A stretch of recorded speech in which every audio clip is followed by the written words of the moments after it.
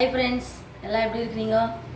இன்றைக்கி என்ன வீடியோவில் பார்க்குறோன்னா சண்டே லஞ்சு பார்க்குறோம் ஃப்ரெண்ட்ஸ். வாங்க என்னென்னு செய்ய பார்க்கலாம். சண்டே லஞ்சு வந்து கொஞ்சோண்டு குஸ்கா செய்ய போகிறோம் ஃப்ரெண்ட்ஸ். வெரி பிரியாணி, அப்புறம் நாட்டுக்கோழி குழம்பு, கொஞ்சம் வந்து இது வறுவல் செய்ய போகிறோம். எப்படி செய்கிறேன்னு பார்க்கலாம்.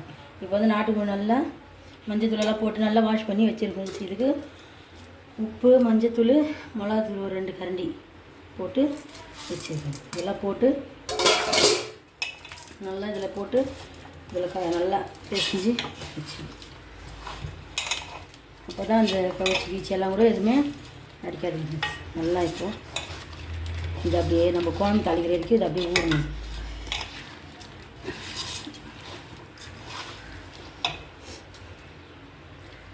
கொஞ்சமாக தண்ணி விட்டு அப்படியே நல்லா ஊறணும். அதே போல் இதுக்கும் மிளகாத்தூள் ஒரு கண்டி போட்டு பிசைஞ்சு வைக்கணும்.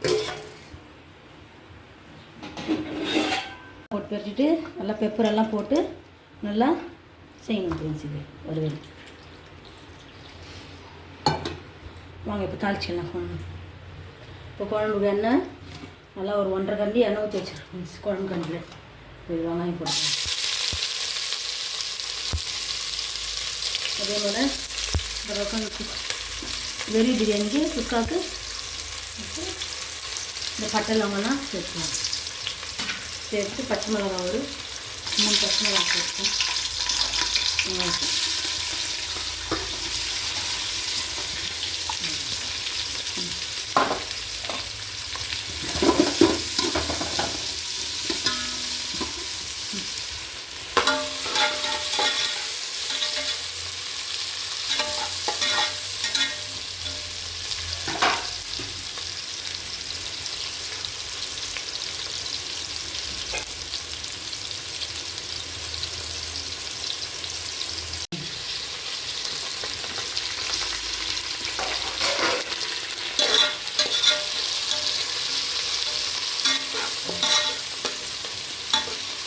வெங்காயம் நல்லா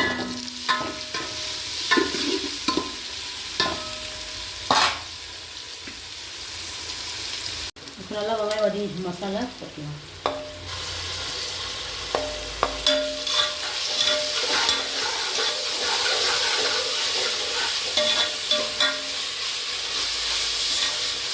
மசாலா நல்லா வதங்கி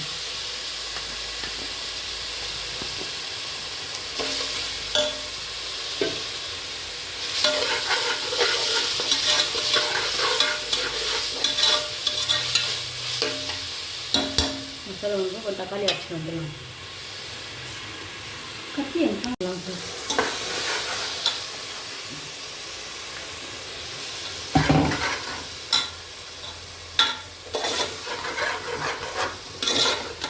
தக்காளி நல்லா இதை வதங்கிட்டு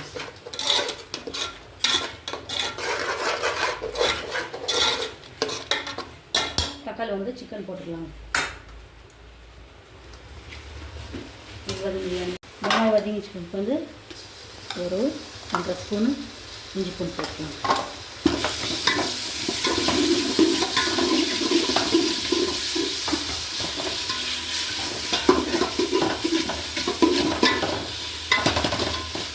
இஞ்சி பூண்டு வந்து தக்காளி போட்டுக்கலாம். இப்போ வந்து இந்த பக்கம் நல்ல மசாலா தக்காளி எல்லாம் இதாகிடுச்சு. சிக்கன் எடுப்போம்.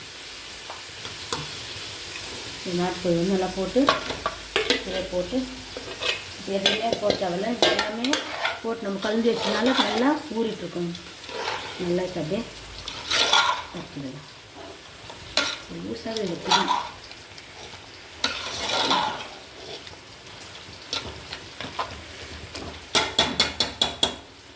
கொஞ்சம் நல்லா அப்படியே மசாலையிலே நல்லா வேக முடியும்.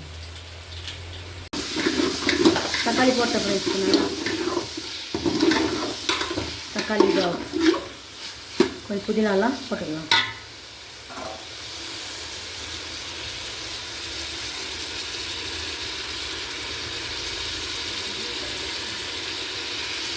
கொத்தமல்லாம் ஒரு புடி போட்டுக்கலாம்.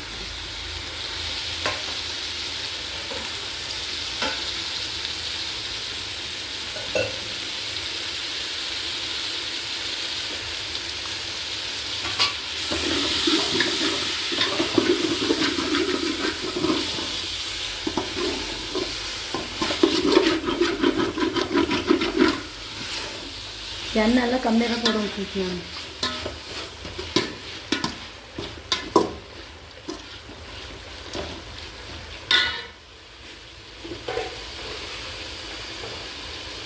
நான் உப்பு போட்டுக்கலாம்.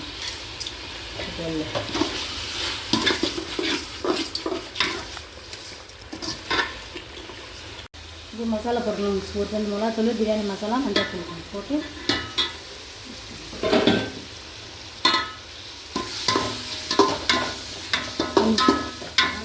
தண்ணி ஊற்றிக்கலாம்.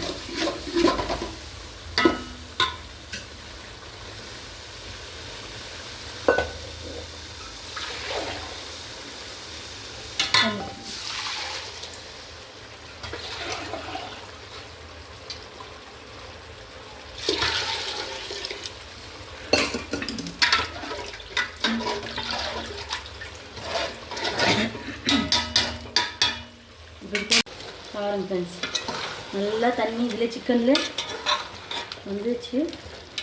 நாட்டுக்கோழி நல்லா மசாலாலாம் ஊறிச்சு. இப்போ நம்ம தேவையான தண்ணி ஊற்றி குழம்பு கொதிக்க வச்சிடலாம்.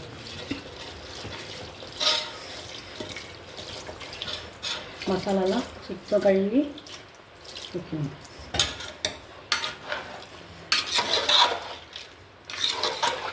இது கறி நல்லா வேகனால ஒரு 5 விசில் வச்சுக்கலாம். நாட்டுக்கோழினால ஒரு 5 விசில் வேக வைக்கணும். இப்போ விசில் போட்டுடலாம் ஃப்ரெண்ட்ஸ். இப்போ வந்து கொஞ்சம் சிக்கன் வறுவல் சேர்த்துக்கலாம் ஃப்ரெண்ட்ஸ். அது பச்சை மிளகா ஒரு 3 வெங்காயம் போட்டுக்கலாம்.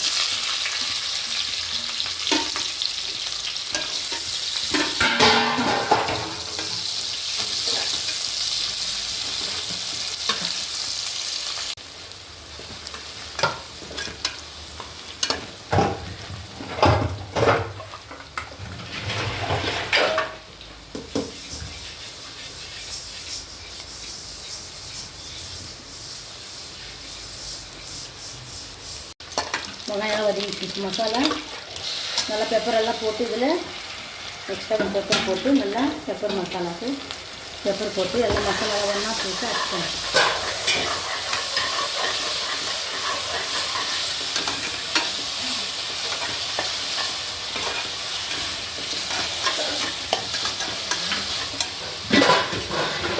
தண்ணி கொதி வரணும்.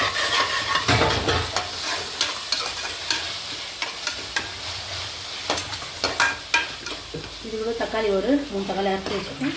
கட் பண்ணி அது போட்டுக்கலாம். இதெல்லாம் நல்லா கொஞ்சம் வதங்கின பிறகு சிக்கன் போட்டுக்கலாம். தண்ணி கொதி இப்போ அரைச்சி போட்டுக்கணும்.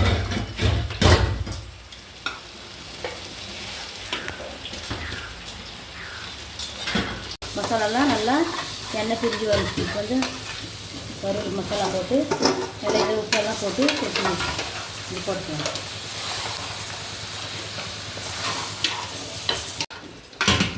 பாருங்க ஃப்ரெண்ட்ஸ், சிக்கனை நல்லா இதுவாகிடுச்சு. இதுக்கு கொஞ்சம் திட்டமாக தண்ணி ஊற்றி விசில் போடணும். கறியெல்லாம் இப்போ வந்து கொத்தமல்லி போட்டுக்கலாம். கொத்தமல்லி போட்டு இன்னொரு ஒரு 5 நிமிஷம் கொதிக்க வச்சுட்டு ஆஃப் பண்ணிடலாம். இன்னொரு 5 நிமிஷம் கொதிக்க வச்சு ஆஃப் பண்ணிடலாம். ஓகே ஃப்ரெண்ட்ஸ், இது வந்து சண்டே சமையல் ஆயிடுச்சு ஃப்ரெண்ட்ஸ். வாங்க பார்க்கலாம் என்ன செய்திருக்கேன். இது பிளேன் பிரியாணி ஃப்ரெண்ட்ஸ். இன்றைக்கி பிளேன் பிரியாணி, நாட்டுக்கோழி குழம்பு, நாட்டுக்கோழி பெப்பர் மசாலாங்க ஃப்ரெண்ட்ஸ்.